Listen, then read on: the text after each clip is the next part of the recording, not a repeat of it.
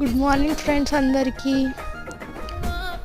ఇదైతే మార్నింగ్ అండి.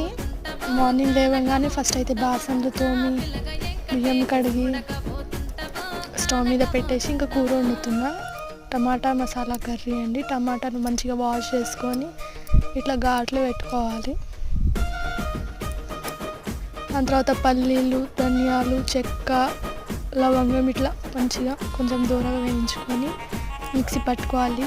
అందులో కొన్ని నువ్వులు కూడా వేసుకోవాలండి, కొంచెం తగినంత నువ్వులు.